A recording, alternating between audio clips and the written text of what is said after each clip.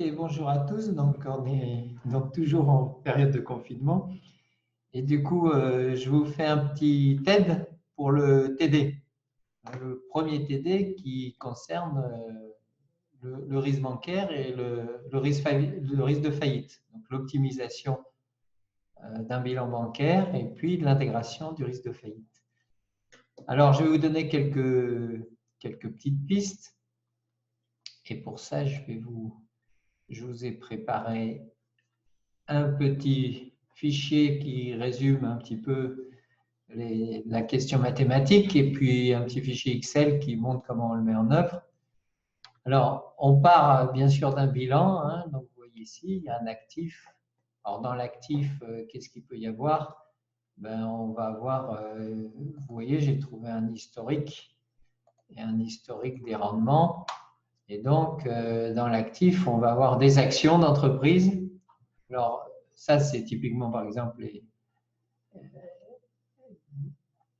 les banques allemandes qui ont des participations dans des entreprises allemandes. Donc, vous avez une portion du portefeuille qui est investie en entreprise, donc en action.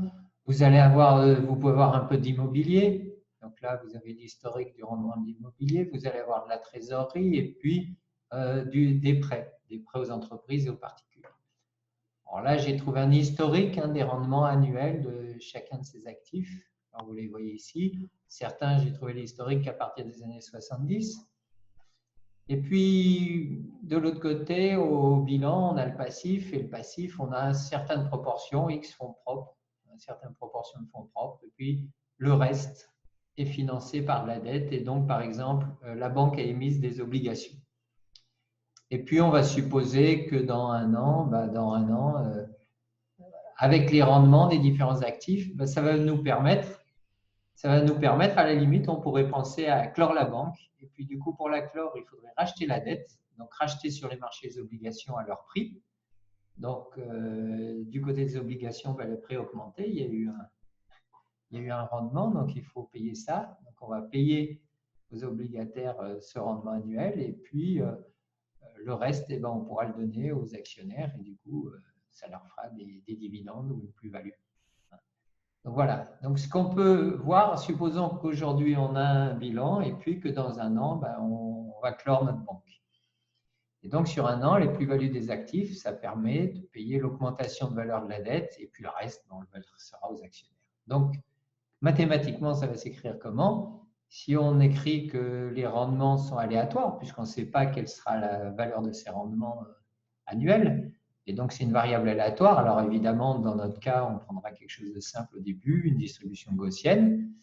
Et du coup, ce qu'on peut écrire, c'est que sigma dxi-ri, donc ça c'est du côté de l'actif, égale le poids des fonds propres fois le rendement des fonds propres plus le poids en obligations fois le rendement des obligations.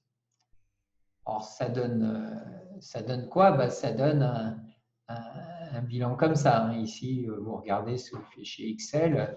D'actions, par exemple, je dis, tiens, j'ai 10% de mon bilan en actions, 10% d'immobilier, 30% de trésorerie, et donc, forcément, le complément, 50%, c'est le complément pour faire 100% de mon bilan. Et puis, l'actif égale le passif, c'est le miracle de la comptabilité. Et du coup, là, ce que je vais fixer, c'est un niveau de fonds propres. Supposons que je fixe qu'il y ait 8% de fonds propres. Les actionnaires avaient amené 8% de l'argent et le reste, on s'était endetté sur le marché obligataire. Et 92% est financé par le marché obligataire. Donc, voilà ces poids. Je suppose que je les ai fixés. Alors, qu'est-ce qu'on va pouvoir écrire? Nous, ce qui nous intéresse, c'est le rendement des fonds propres. Et ce rendement des fonds propres, il est aléatoire, c'est pour ça que j'ai mis un petit tilde là, parce que les rendements des différents actifs sont aléatoires. Et donc, si je prends cette équation, ça me donne le rendement des fonds propres avec un ratio x1 sur xfp, R1, etc. Donc, on pourra l'écrire finalement sous forme de sigma des grands xi, RI, tilde. Donc, quelque part, le rendement des fonds propres aléatoires est gaussien parce que les rendements intrinsèques de chaque actif est gaussien.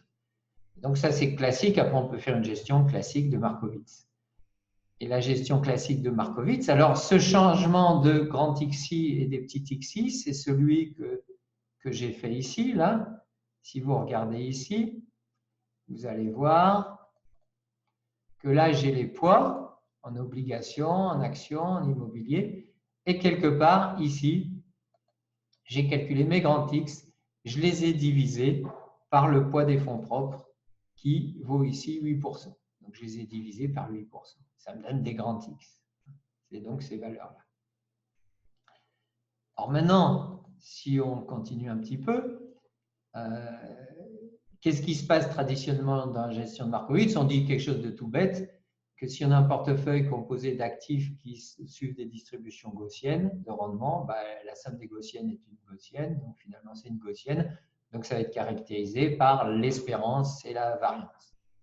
Donc l'espérance, ça va être quoi? Ça va être la somme des grands xi RI bar, c'est-à-dire les rendements moyens. Donc, si on veut calculer ces rendements moyens, c'est là où va être utile mon historique. Donc, quelque part, je vais dire que mes rendements moyens, donc sous XL, j'ai calculé comme la moyenne de la feuille historique des rendements. Donc, j'ai été prendre la moyenne de ces valeurs-là, donc historique des rendements, j'ai été prendre la valeur de la moyenne de tout ça, puis je l'ai calculé, et du coup, je l'ai calculé là, la moyenne du rendement obligataire, c'est 10,62, du rendement des actions, c'est 16,01. Voilà, par l'historique. Alors évidemment, ce qu'on suppose, c'est que la distribution future sera égale à la distribution passée et que la distribution est stable dans le temps. C'est l'hypothèse de Markowitz, une des hypothèses de Markowitz. Donc, quelque part, si on écrit matriciellement, c'est X transposé fois R bar, avec R bar qui est le vecteur des rendements moyens, et puis X qui est le vecteur composé des XI, des grands XI. Voilà. Alors, ce qui va faire la subtilité de ce calcul-là par rapport à la gestion de portefeuille, c'est que vous voyez, il y a un moins. Il y a un moins X0 sur XFP. Et c'est ça qui va faire des possibilités assez incroyables, un effet de levier dans le bilan, c'est-à-dire que quelque part, vous allez pouvoir atteindre des rendements infinis sur les fonds propres avec des rendements qui sont finis. Donc, on va voir comment ça peut se faire. Et quelque part, l'autre apport du calcul statistique, c'est de dire que la variance, c'est X transposé Vx, ça dépend de la matrice de variance-covariance, et qui est une matrice où on a toutes les covariances entre les rendements de l'actif I et l'actif J. Alors, ça donne sur XL, sous XL, ça donne cet FR-là. Ici, par exemple, obligation, on aura la covariance entre l'obligation, le rendement des obligations et le rendement de l'obligation. Donc, on prend les historiques et puis on calcule les covariances. Donc là, la deuxième partie, c'est la covariance entre obligation et action. Voilà.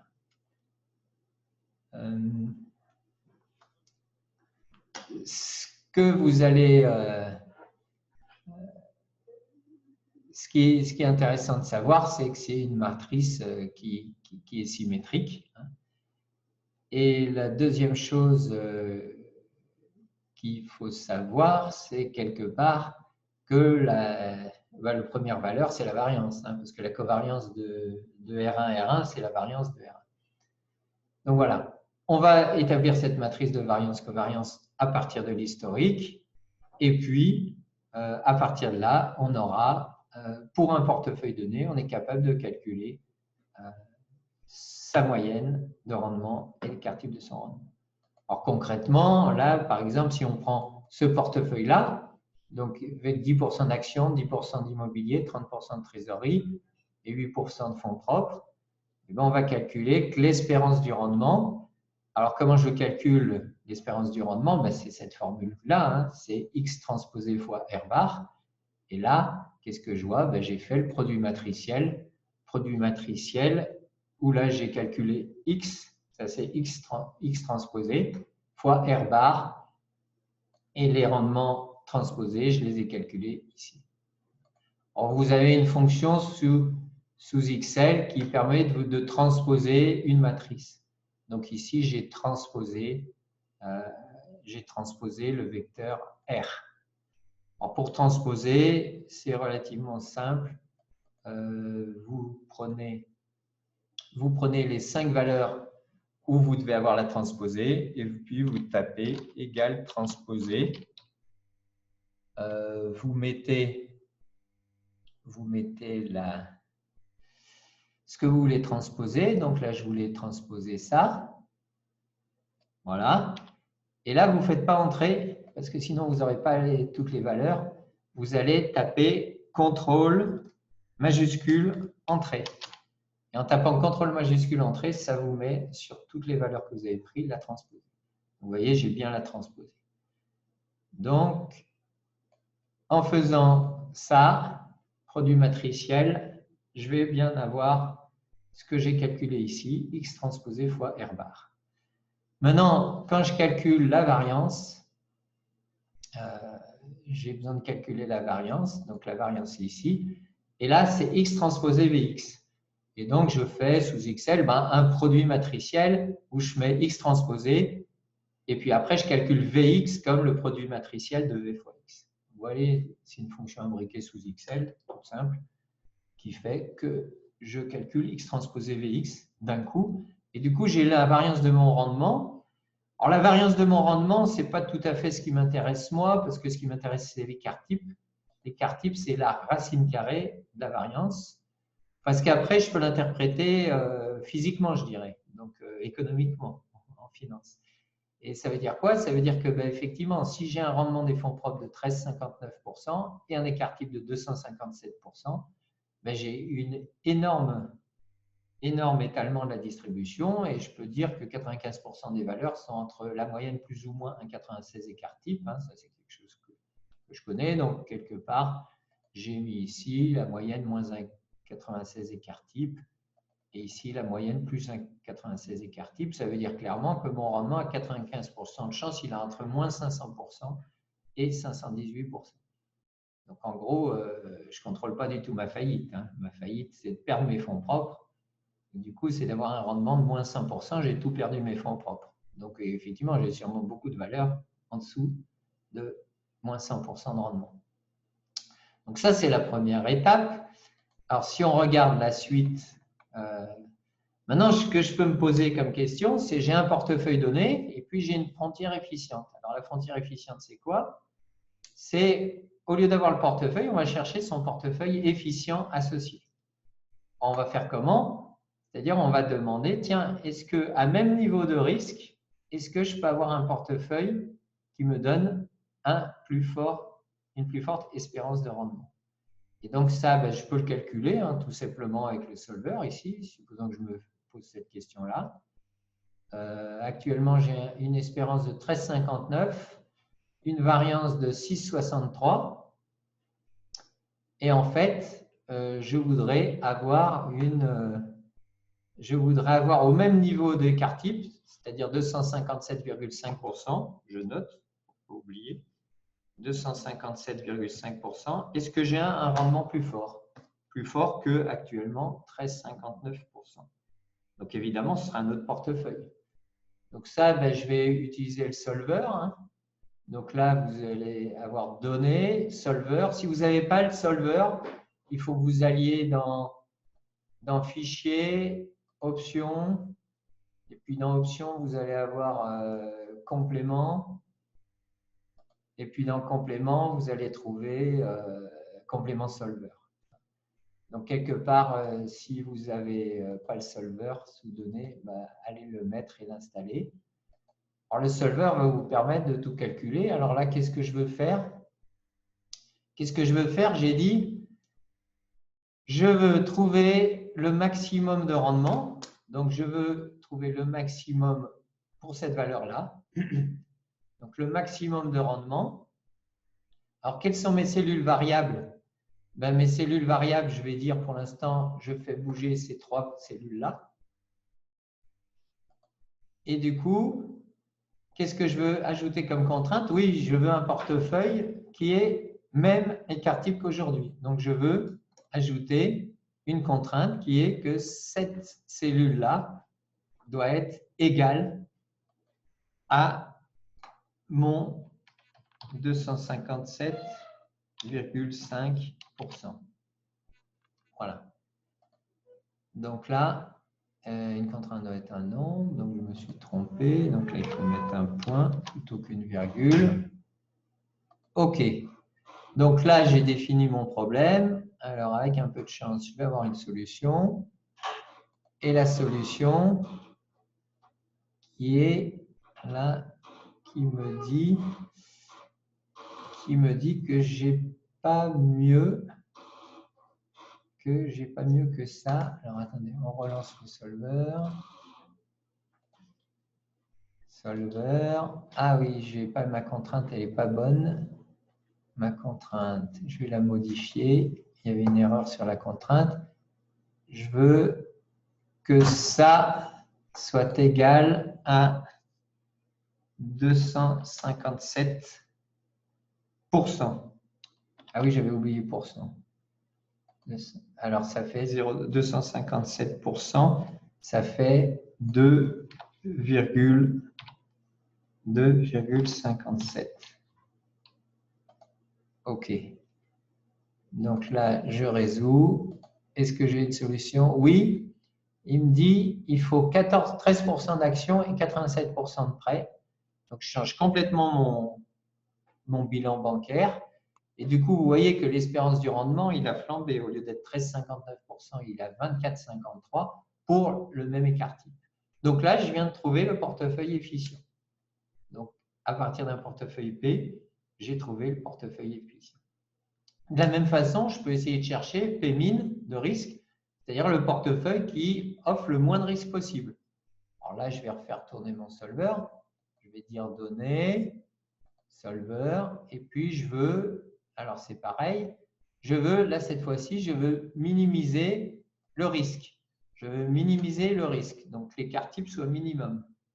Je veux trouver l'écart type minimum, les cellules variables sont les mêmes et je n'ai pas de contrainte.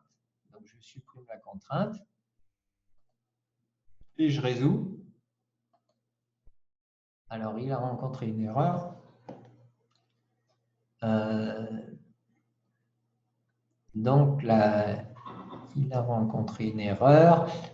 Alors, ma variance du rendement, oui, ben là, il y a une erreur, parce que la variance, elle ne peut pas être négative, hein, elle est positive. Et là, j'ai dû me tromper dans ma matrice de variance-covariance parce qu'elle est symétrique. Et là, on voit qu'elle n'est pas symétrique. Donc là, j'ai fait une petite erreur. Historique des rendements. Donc là, c'est entre C et A. Et ici, c'est entre B et B. Donc oui, il y a une erreur. Il y a une erreur sur ma matrice de variance-covariance. Donc il faudra recommencer avec la bonne matrice de variance-covariance. Voilà. Mais je vous laisse faire. Et puis, je vous laisse modifier vous-même la matrice de variance-covariance. Ici, effectivement, c'est covariance, mais pas de... C'est les obligations. Donc, on va prendre là l'historique, là quelque part. Puisque je suis sur obligation, là, il faut que j'aille prendre dans obligation, historique des obligations, il faut que j'aille prendre ça. Voilà. Et puis pour l'autre, il faut que j'aille prendre la même chose. Donc là, je vais reprendre la même chose.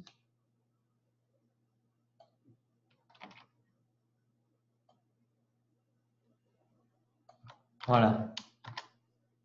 Donc là, j'ai remis à jour la bonne valeur. C'était bien la variance.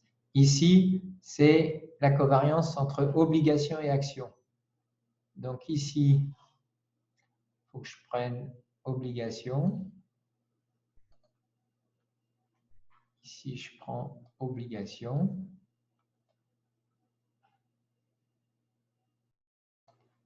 Voilà. Et ici, je vais prendre les actions.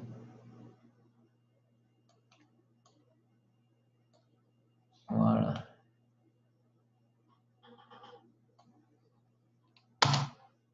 Voilà, donc là, j'ai modifié. Donc maintenant, je vous laisse modifier la suite. Continuez. Et puis, il y aura la partie 2 qui viendra dans une prochaine petite vidéo. Donc, à suivre, mettez à jour ça et puis commencez votre TD et je viendrai pour commencer à vous expliquer la suite.